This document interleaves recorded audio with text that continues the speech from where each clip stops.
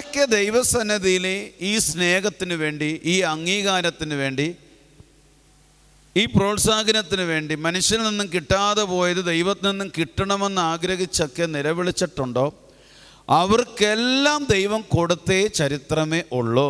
ചേർന്ന് പറ hallelujah, hallelujah.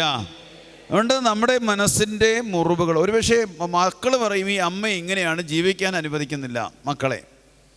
ഈ അമ്മ എപ്പോഴും വീട്ടിലും നാട്ടിലും എല്ലാം തലവേദനയാണ്.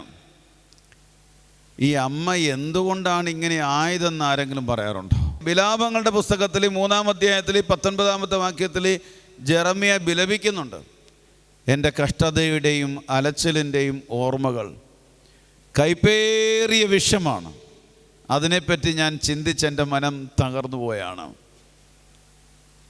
ചില ചിന്തകൾ നമ്മുടെ മനസ്സിനെ തകർത്തുകൊണ്ടിരിക്കുകയാണ്. ചില ഓർമ്മകൾ നമ്മുടെ ഉറക്കത്തെ കെടുത്തിക്കൊണ്ടിരിക്കുകയാണ്. ചില ഓർമ്മകളും ചിന്തകളും നമ്മുടെ മനസ്സിൻ്റെ താളം തെറ്റിച്ചുകൊണ്ടിരിക്കുകയാണ്.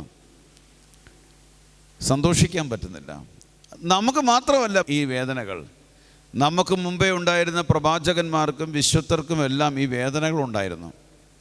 എന്നാൽ അവർ ഈ വേദനകളെ അകറ്റി അതിനെ മറികടക്കാനുള്ള ഊർജം കണ്ടെത്തിയത് സർവശക്തനായ ദൈവത്തിൽ നിന്നാണ്.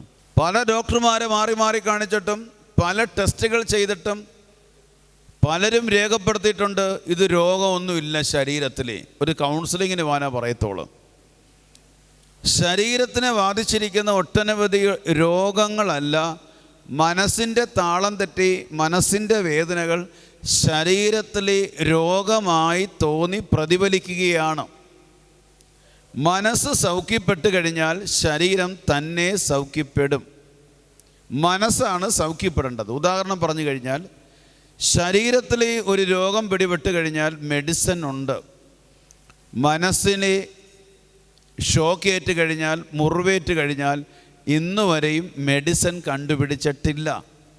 മനസ്സിലേറ്റ മുറിവുകളുടെ മെഡിസിൻ എന്ന് പറയുന്നത് യേശുവിൻ്റെ തിരുമുറിവ് മാത്രമേ ഉള്ളൂ.